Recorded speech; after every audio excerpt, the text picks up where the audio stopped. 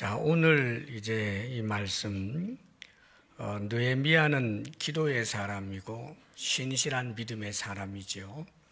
지금 2장 1절에서 10절까지는 드디어 느헤미야가 하나님의 도우심으로 왕의 허락을 받고 예루살렘에 도착한 그 내용이 보도되고 있습니다. 하나님이 도우셔서 이 일이 이루어졌노라고 그렇게 느헤미야는 오늘 본문 말씀에서도 고백하고 있죠. 내 하나님의 선한 손이 나를 도우심으로, 하나님의 도우심으로 이 느헤미야가 예루살렘에 자신이 정말 하고자 하는 그 일을 할 수 있는 그런 길이 열린 것에 대해서 고백합니다. 느헤미야는 하나님을 의지하는 신실한 믿음의 사람이며 그 믿음의 사람인 증거가 기도하는 기도의 사람, 표면적인 그런 문의만이 아니라 정말 진실하게 하나님 앞에 기도하는 사람이었죠. 그리고 그가 기도하는 그 내용을 보게 되면 그 기도가 자신의 나라를 위해서 기도했던 것입니다, 여러분. 사실 느헤미야는 페르시아에서 태어나서 페르시아에서 교육받고 페르시아의 것들을 먹으면서 그 페르시아에서 임금의 총애를 입어서 고위직까지 오른 사람입니다. 사실은 자신의 나라, 이미 멸망해버린 유대나라고 이제는 페르시아의 속국으로 지배를 받고 있는 그런 나라에 황폐한 그런 이야기를 듣는다고 해도 그저 좀 안타까운 정도로 넘어갈 부분이었지만 놀랍게도 느헤미야는 자신의 나라를 위하여 간절히 하나님 앞에 기도를 합니다. 애국자였어요. 그런데 여러분이 기억하셔야 합니다. 느헤미야가 애국자라고 하는 것은 하나님 안에서의 애국자,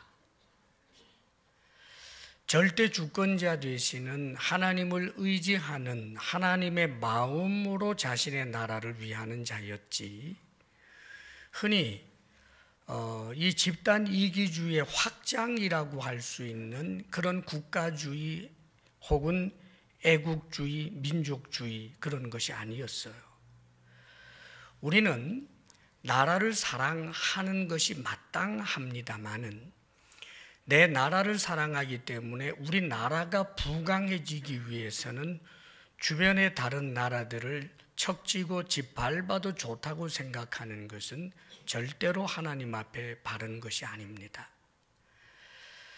전날에 군국주의들이 일어난 일본이나 또 독일이나 그들의 바탕이 놀랍게도 민족주의 내지는 이 애국주의였다는 것을 아십니까, 여러분? 그러나 왜곡되고 비틀린 것이었어요. 현재 우리나라가 어려운 그런 이제 상황들을 많이 보게 됩니다만은 이런 때일수록 나라를 위해서 기도하되 우리나라가 세계에서 다른 나라 위에 우뚝 서는 부강하고 군사력이나 모든 면에서 그래서 온 세계 나라들이 우리나라 앞에서 쩔쩔매게 되는 그런 모습을 여러분들이 염두에 둬서는 안 되는 것입니다. 그러면 느헤미야가 자신의 나라를 위해서 기도한 그 기도가 우리나라를 부강하게 하셔서 우리를 이렇게 지금 포로로 잡아놓은 이런 바벨론이라든지 페르시아와 같은 나라를 보복할 수 있게 해달라고 기도한 적이 없어요. 그의 기도는 자신의 나라, 자신의 백성들이 하나님의 백성답게 하나님의 말씀에 순종하는 그런 나라, 민족이 되게 해달라고 기도한 것입니다. 그 소원이 뭐냐 하면 자신의 나라는 나라 자체가 신앙 공동체인데 그 신앙 공동체가 신앙 공동체답게 하나님의 말씀에 순복하는 그런 하나님의 백성이 되게 해달라고 기도하는 거예요. 우리들도 잊지 말아야 합니다, 여러분. 사실 우리는 이스라엘과 달라서 나라 자체가 신앙 공동체는 아니에요. 그러나 우리가 나라를 위하여 해줄 수 있는 최고의 애국과 사랑은 무엇일까?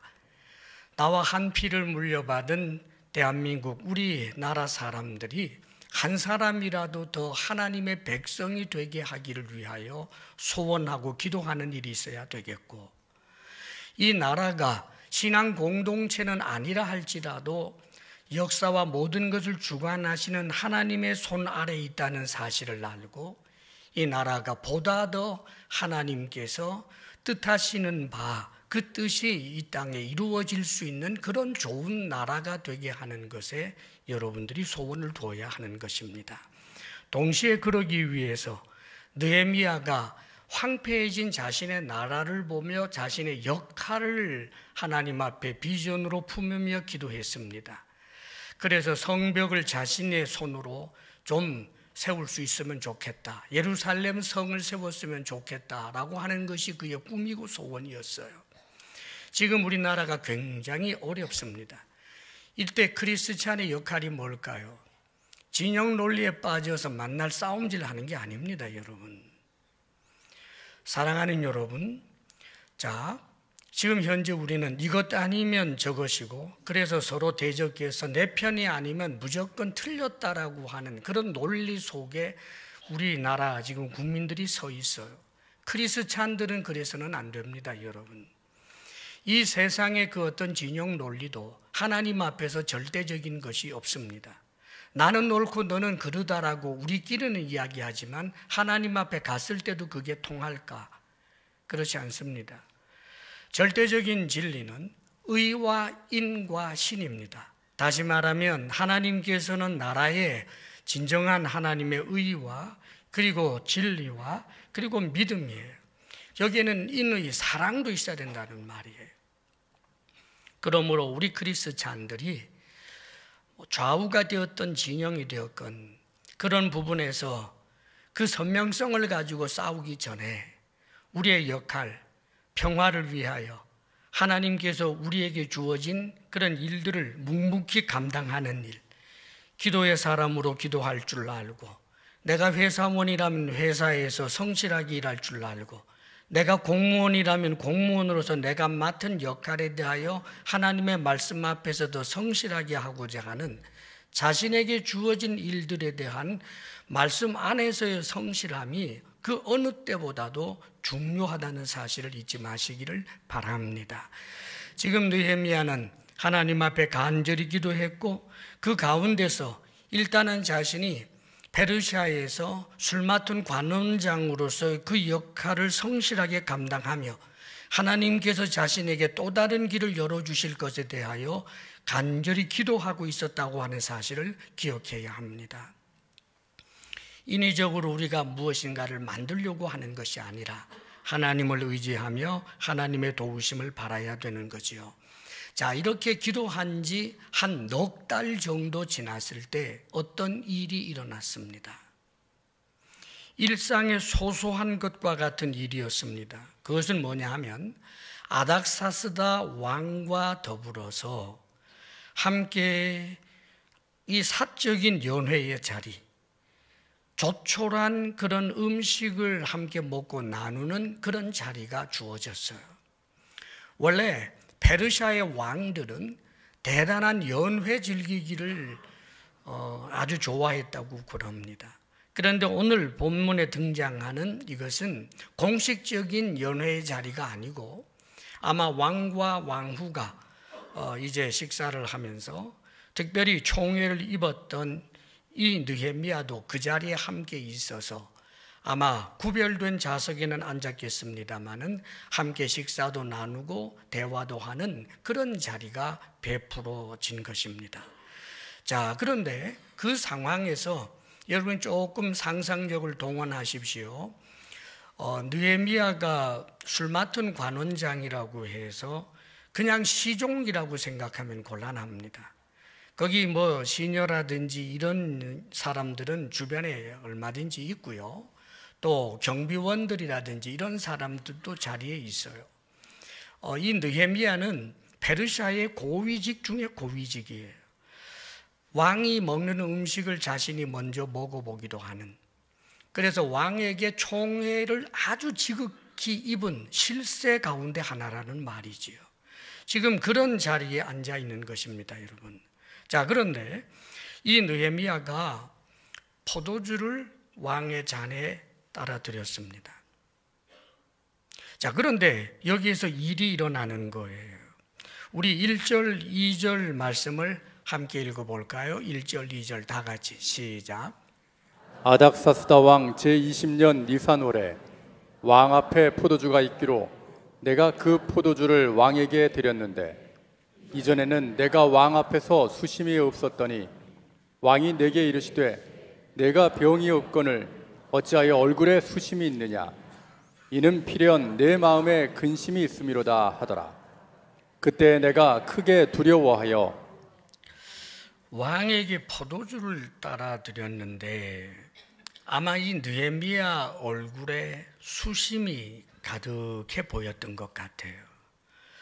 그런데 왕이 그 모습을 이렇게 보면서 이것은 전에 없었던 일이기 때문에 아마 느헤미야가 왕과 함께 앉아 있을 때 얼굴 근심 가득한 그런 모습을 보인 적이 없었기 때문에, 그래서 왕이 말합니다. 내가 알기로 너는 병이 없는데 얼굴에 수심이 가득하구나. 이거는 네 마음에 필연 근심이 있다는 뜻인데 라고 이야기를 하지요.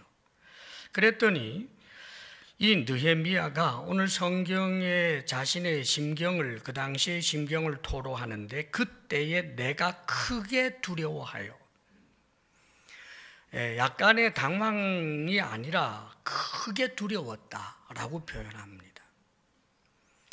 왜냐하면 이 느헤미야가 맡은 역할이라고 하는 것이 왕을 즐겁게 하는 거예요. 신하로서 더더군다나 술 맡은 관원장으로 왕이 하는 이런저런 이야기도 들어주고 할 때 분위기를 이렇게 띄워주고 밝게 해주고 그래야 하는 것이지 우울하게 굴어서는 안 된다는 말이죠. 이것을 시비 걸면 사실은 불충일 뿐만 아니라 왕이 이것을 빌미 삼아서 큰 벌을 내린다고 해도 할 말이 없는 큰 죄가 되는 거예요. 그래서 이 느헤미야는 굉장히 두려웠습니다, 여러분. 엄청난 두려움이 확 몰려오는 거죠. 왕이 좋은 의도로 이야기했는지 아니면 지금 이제 좀 뭔가 흠을 잡으려고 이야기했는지 이것도 지금 정확하게 감지할 수 없는 상황에서 틀림없는 것은 지금 느헤미야는 말도 못하는 두려움이 일어나게 된 겁니다. 자, 그런데 이런 두려움 가운데서도 왕이 이야기했으니까 대답을 해야 되잖아요. 이 느헤미야의 대답하는 말을 들어보면 그는 굉장히 솔직하고 한편으로 지혜롭게 이야기합니다. 두려움이 엄습해 왔지만 이 두려움에 푹 빠져버리게 되면 당황해서 나오는 말이 지혜로울 수가 없고, 잘못하면 자기 방어하기 위하여 자기도 모르게 방어적 거짓말을 하게 되어 있어요. 그런데 이 느헤미야 성정이 언제나 하나님 앞에 진실되기를 원하며 살아왔던 사람이니까 두려움이 갑자기 엄습했는데도 불구하고 그 두려움을 모면하기 위한 어떤 거짓말이나 과장이나 방어적 어떤 회피를 하는 것이 아니고 솔직하게 말합니다. 그가 한 두려움의 이유는 이거지요. 내 조상들의 묘실이 있는 성읍이 이제까지 황폐하고 성문이 불탔사오니 내가 어찌 얼굴에 수심이 없겠습니까? 그래요. 자, 내가 이렇게 근심 어린 얼굴을 하게 된 것은 우리나라 그 고국에 그 성읍이 불타버렸고 황폐해졌고 성문이 불탔기 때문에 그래서 내가 이렇게 수심이 있다라고 하는 것을 분명하게 솔직하게 이야기를 하고 있다는 말입니다. 그런데 이 말을 하면서도 굉장히 지혜로워요. 왜냐하면 내 조상들의 묘실이 있는 성읍이라고 예루살렘을 그렇게 묘사합니다. 지금 예루살렘은 그 당시에 페르시아의 왕들이 볼 때는 반역의 성읍이었어요. 굉장히 포용되지 않고 흡수되지 아니하는, 정말 버티기를 잘하고 늘 아주 강하게 외골수로 치받는 그런 반역의 도성이 예루살렘이라고 인식이 되어 있었던 것입니다. 더더군다나 성벽을 건축하기 위해서 그 전 사람들이 많이 애를 썼지만 주변 사람들의 모함으로 인하여 이 예루살렘이라고 하는 그 성읍은 예로부터 이 반역의 그런 도성이라고 하는 그런 별명이 있단 말이죠. 자, 그러니까 예루살렘 성읍이라고 성이라고 말하지 않고 내 조상들의 묘실이 있는 성읍이라고 이야기를 합니다. 거짓말이 아닙니다. 그런데 지혜로운 말입니다. 사랑하는 여러분, 이것을 우리는 기억해야 합니다. 아 다르고 어가 달라요. 솔직한 말인데 그 솔직한 말로 누군가의 가슴을 콱 찌를 수 있고, 솔직한 말인데 듣기 좋게 말할 수도 있어요. 내가 지금 수심이 이렇게 가득한 것은 말하자면 예루살렘 성읍이 불타서 그렇다는 것이지만, 그것을 예루살렘 성읍이라고 이야기를 해서 그 듣는 왕의 마음이 불쾌해지지 않도록 배려하여 내 조상들의 묘실이 있는 성읍이 불탔다고 말합니다. 그게 사실이니까. 그리고 그 고대의 사람들은, 특별히 페르시아 사람들은 조상들의 묘실을 아주 소중하게 여기는 그런 가치관을 가지고 있어요. 그러니까 그런 이제 가치관을 가지고 있는 사람 앞에 우리 조상들의 묘실이 있는 성읍이 불탔으니 내가 이렇게 수심에 차 있을 수밖에 없겠다라고 이야기를 하니 금방 공감을 얻어낸 것입니다. 사랑하는 여러분, 두려움이 엄습해 오면 자기도 모르게 방어적인 그런 거짓말을 습관적으로 하는 것 버리도록 해야 합니다. 용기를 내야 돼요. 그리고 진실되게 말하고자 할 때 진실하신 하나님이 그 진실한 말을 잘 할 수 있도록 지혜도 주시는 것입니다. 두려움에 빠져들어가 버리는 사람이 아니라 늘 두려움을 극복할 수 있는 하나님의 사람으로 언제나 하나님 앞에 우리의 성정이 진솔하고 지혜로울 수 있는 하나님의 사람들이 다 될 수 있기를 축복합니다. 아멘. 자, 그랬더니 왕이 하는 말입니다. 자, 4절 말씀을 우리 같이 한번 읽어볼까요? 4절 다 같이 시작. 왕이 내게 이르시되 그러면 내가 무엇을 원하느냐 하시기로 내가 곧 하늘의 하나님께 묵도하고. 왕이 아주 좋은 마음을 보여주잖아요. 네가 무엇을 원하느냐, 이 허락한 거잖아요. 이미. 그래, 그게 불탔다고? 그럼 내가 너 어떻게 도와줄까? 네가 무엇을 원하느냐? 그렇게 묻습니다. 자, 왕의 허락을 받으면 만사 끝나는 거예요. 그런데 놀랍게도 느헤미야가 네가 무엇을 원하느냐 하고 왕이 물을 때, 제가 가서 성을 건축할 수 있게 해주십시오라고 바로 이야기할 수 있을 만한 그런 정황인데 그렇게 하지 않고 하늘의 하나님께 묵도하고. 상상해 보세요.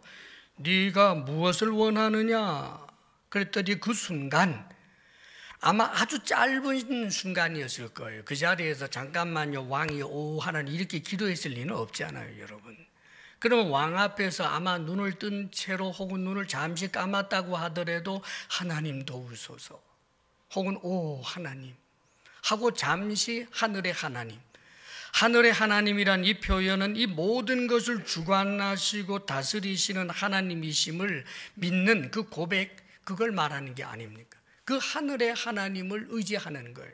하나님이 도우셔야 이 왕이 온전히 이 일을 할 수 있습니다라고 하는 그런 고백을 아주 짧은 시간, 하나님 도우소서, 그렇게 하고 나서 이야기하는 거예요. 이것은 느헤미야가 어떤 신앙을 가지고 있는지를 우리에게 보여주고 있고, 우리가 어떤 신앙적 자세를 가져야 하는지에 대하여 교훈해 주고 있는 중요한 하나님의 말씀인 것입니다.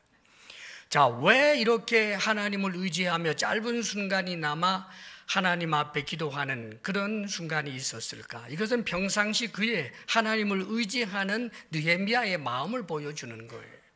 느헤미야가 알고 있는 것이 있습니다. 지금 왕은 좋은 마음을 가졌다. 왕이 허락하려고 한다.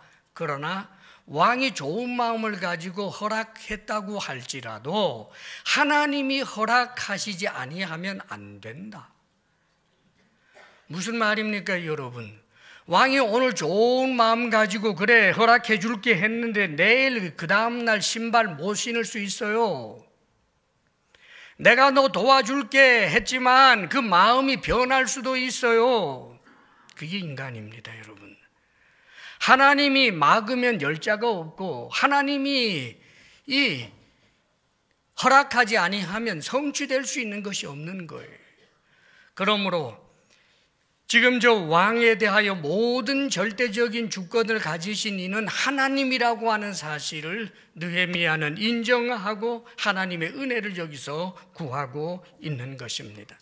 사랑하는 여러분, 우리는 때때로 마치 내 삶의 전부 혹은 내 목줄을 혹은 나의 그 잘되고 못되는 것에 대한 절대적인 권한이 눈앞에 있는 사람에게 있다고 생각할 때가 있는데, 우리 그리스찬은 압니다. 그 뒤에 하나님이 계신다는 사실을 말입니다. 하나님, 하늘의 하나님 말입니다. 인간 세상의 모든 것을 지배하시고 다스리시는 하나님 말입니다. 나라와 나라 사이에 경계를 내시는 분, 바다와 육지 사이에 경계를 내시는 분, 인생의 생사화복을 주관하시는 분, 그분이 허락하셔야 하고 도우셔야 한다라고 하는 사실을 우리가 잊어서는 안 되는 것입니다. 지금 느헤미야는 이제는 다 되었다, 왕에게만 말을 할 수 있을 만한 그런 상황에서도 하나님이 떠올랐다, 얼마나 그의 신앙의 깊이가 깊었는지를 보여주고 있는 것입니다. 사랑하는 여러분, 어떤 정황에서도 하나님을 잊어버리는 사람 되지 않기를 바랍니다. 하나님을 의지하고 하나님을 의식할 때 우리는 항상 경건한 사람으로 하나님 앞에서 바르게 마음의 옷깃을 여밀 수 있는 사람이 되는 것입니다. 이제 드디어 네가 무엇을 원하느냐 하니까 하나님을 의지하면서 이제 대답하는 이야기입니다. 5절 말씀 우리 또 한번 읽어봐요. 5절 다 같이 시작.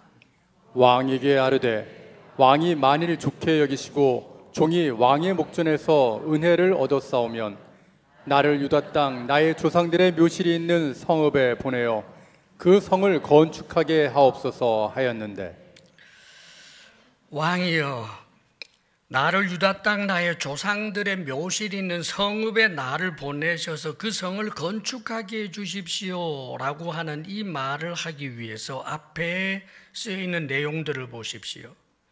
왕이 만일 좋게 여기시고 이 종이 왕의 목전에서 은혜를 얻어 싸우면, 자기 자신을 철저하게 낮추면서 왕의 은혜 앞에 아주 감복하는 그런 자세로 자신이 요청할 것을 요청하고 있습니다. 사랑하는 여러분, 지금 느헤미야는 하나님 의식해요. 하나님 의지하고 있다고요. 이 왕이 아니라 하나님이 허락하셔야 된다라고 하는 사실을 믿고 있는 사람입니다. 그렇다면 이 큰 믿음으로 왕에 대해서는 지나치게 자기 자신을 낮추지 않아도 될 것처럼 생각하기 쉬워요. 당당하게 허리를 펴고 왕이여 저를 보내셔서 그 무너진 성읍을 건축하게 해주십시오.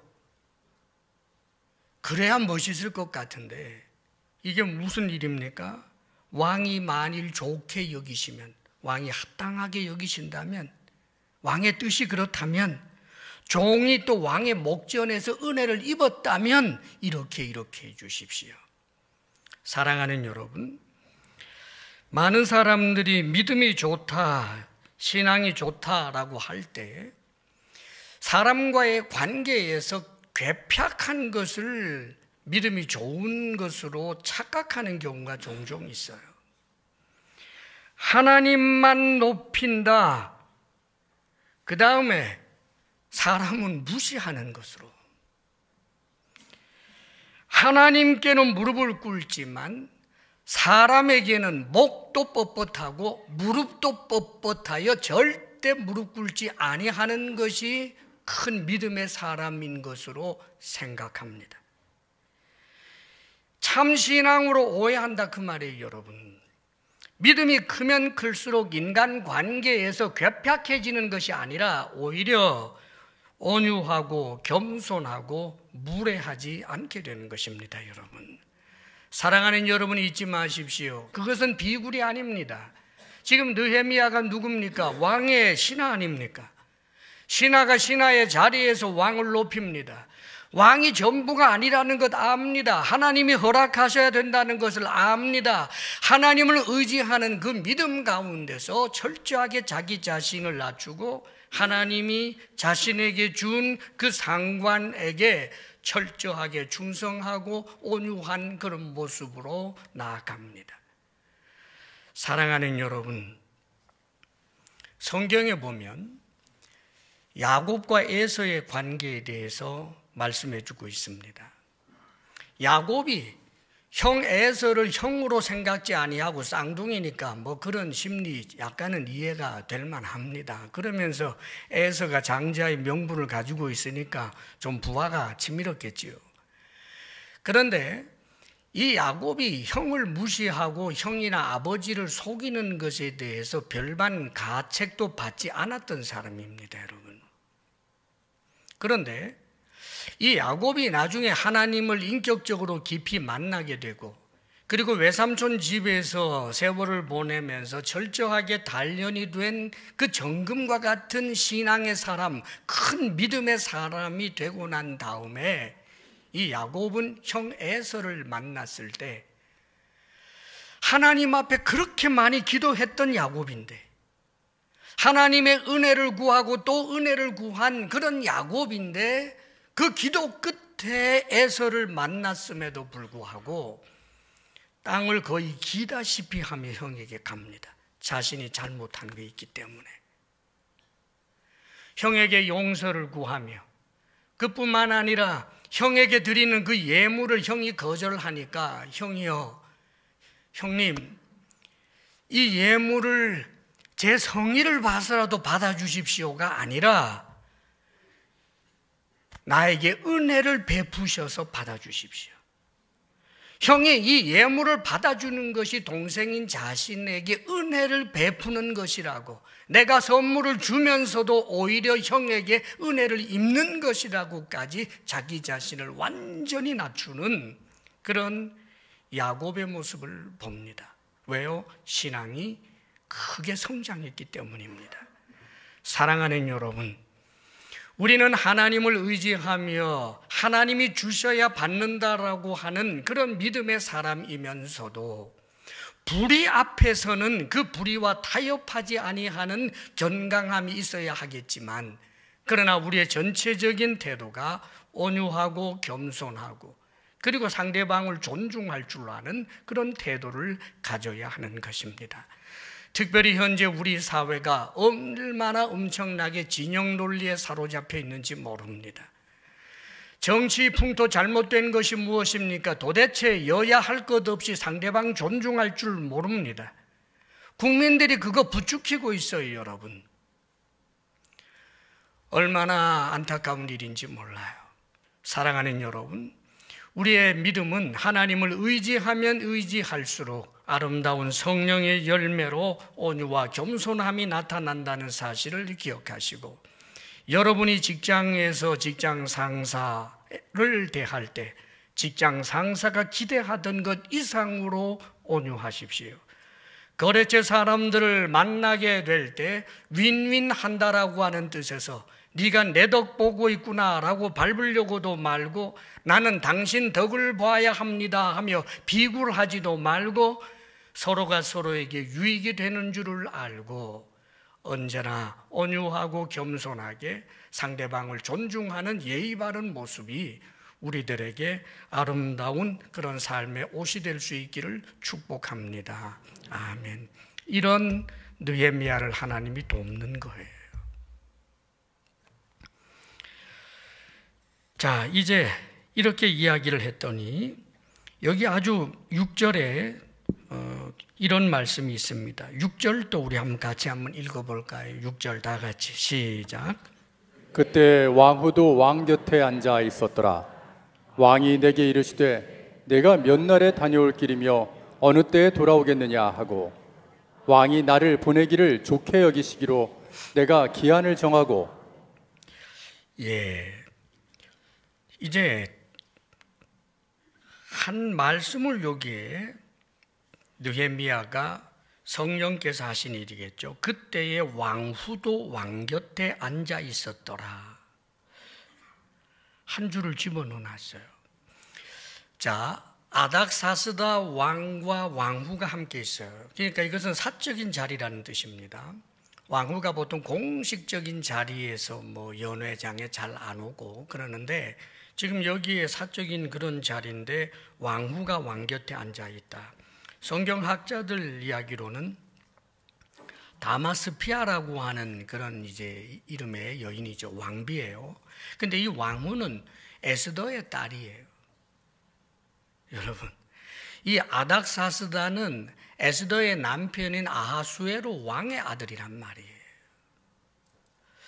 에스더의 딸, 어릴 때부터 에스더에게 아마 신앙 교육을 받았던 그 여인이, 물론 이 사람 페르시아 사람이지만 그러나 유대인의 피가 흐르고 있고 아마 에스더를 통하여 하나님을 경외하는 법을 배운 여인일 것으로 추측할 수 있습니다, 여러분. 자, 그런데 그러면 자신의 남편 아닥사스다는 누군가? 베다른 온누이예요. 이 아닥사스다 왕은 누구냐 하면 에스더가 왕후가 되기 이전에 그 와스비 폐위당한 여인이지 않습니까? 그의 소생이에요. 자, 그런데 이게 서로 원수가 될 수 있는 그런 모습이란 말이에요. 전처의 아들이고 그 다음에 또 나중에 후처의 딸이 이 결혼까지 하는 이런 좋은 관계가 어찌 되었을까? 옛날에 고대에는 이제 배다른 오누이가 결혼하는 것이 흉한 일이 아니었어요. 자, 이것은 에스더의 역할이 아주 귀했다라고 하는 것을 짐작할 수 있습니다.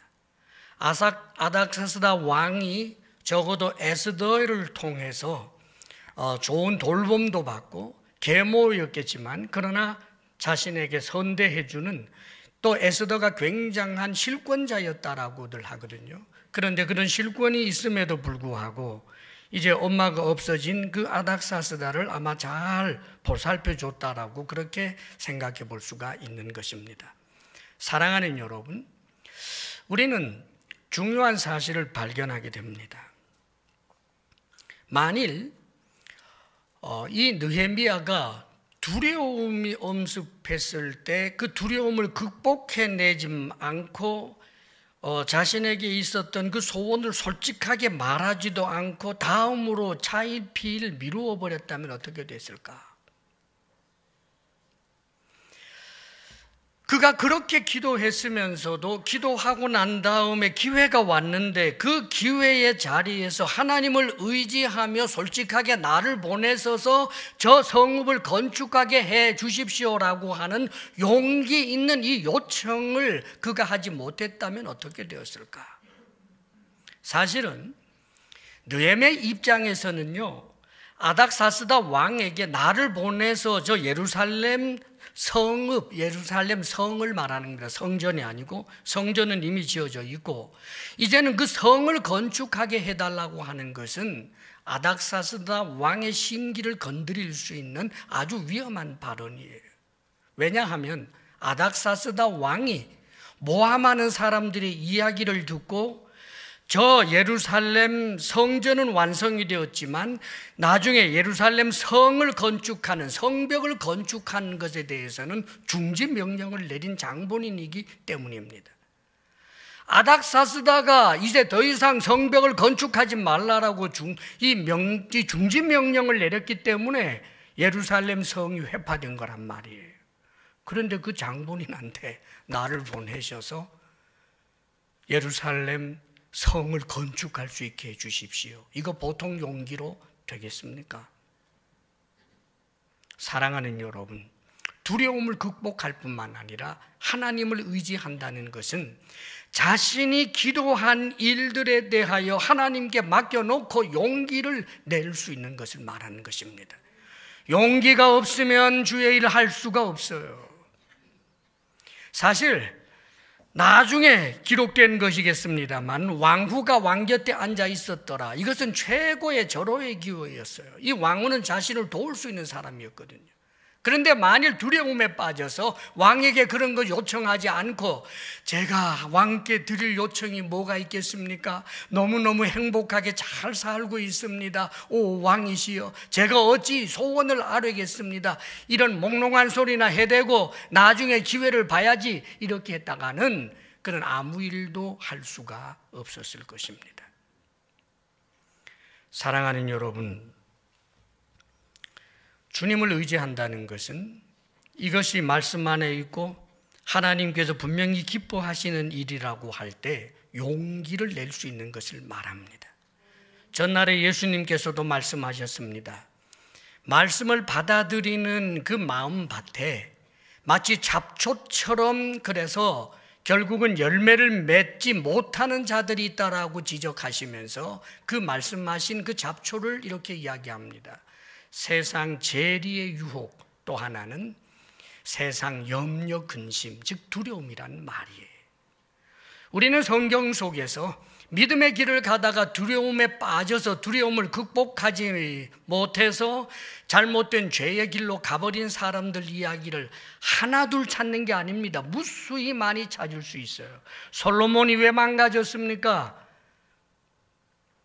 솔로몬이 하나님의 말씀대로 했다가는 나라의 대적자들이 국가에 많이 생길까 봐 두려워서, 적국이 생길까 봐, 그래서 이방 여인들과 정책적으로 결혼함으로 국방을 든든히 하려고 한 것 아닙니까?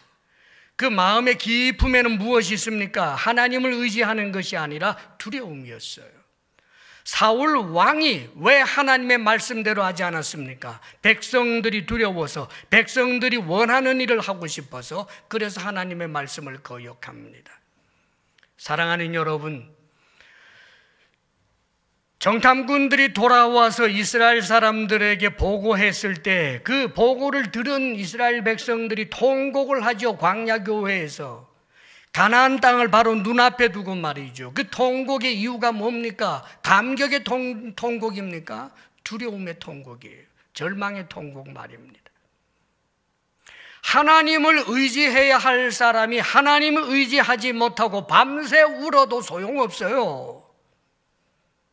하나님을 의지하는 울음, 나를 긍휼히 여기소서, 나를 불쌍히 여기소서 하는 이 울음은 하나님의 긍휼을 얻게 되지만, 하나님을 믿는 믿음을 내팽개치고 밤새도록 절망 속에서 울부짖는 그 울음은 오히려 모든 것을 망치게 되는 법입니다. 그래서 그들이 비싼 대가를 지불하지 않습니까? 근데 나중에 다음 세대들이 가나안 땅에 입성하게 될 때 가장 두려웠던 그 여리고성, 종이성과 같았습니다. 한 사람의 인명사고 없이 여리고성 그냥 정복해버리지 않습니까, 여러분? 사랑하는 여러분, 열심히 기도해놓고 주님, 저 사람 전도하게 해주세요. 주님, 기도해놓고 막상 만나서 함께 차 마시면서 우리 교회 한번 갑시다, 이 말 한마디라도 하면 좋은데, 이 말 하는 순간 저 사람이 나를 광신자로 생각할까 봐, 이 말 하면서 따뜻하게 차 마시면서 생글생글 웃다가 찬바람 쌩쌩 돌까 봐 두려워서. 아마 한두 번 겪어본 거 아닐 겁니다, 여러분. 사랑하는 여러분, 시쳇말로 알아서 긴다는 게 있어요. 직장에서 이제 회식이 주일날 뭐 있다, 그렇게 별로 중요하지도 않은 그런 회식 자리인데도 불구하고 내가 주일 예배 드린다고 그 자리 못 간다고 하면 아마 과장님이 이렇게 화를 낼 거고 누가 어떻게 할 거고, 그래서 이런저런 경우의 수를 가지고 최고로 나쁜 쪽으로 많이 생각하다가 두려움에 사로잡혀서, 하나님 아시지요? 제가 하나님 사랑하는 것, 이 무수히 많은 예배 중에 한 번 좀 빠질 수 있잖아요. 그거 애교가 아니고요, 비겁이에요. 만일 그런 마음 때문이라면 그때는 정말 주를 의지하고 해야죠. 사실은 이 귀한 주일 예배지만 때로는 주일 예배에 올 수 없이 달려가야 하는, 당장이 쓰러지면서 병원으로 가야 할 사람이 있는데 예배 드린다고 할 수 없잖아요. 그런 일들 얼마든지 있어요. 있을 수 있지요. 그러나 사랑하는 여러분, 먼저 상상해보고 계속해서 두려움에 빠져서 예배의 자리에 빠지고 두려움에 빠져서 항상 남편에게 약자가 되고, 아닙니다, 여러분.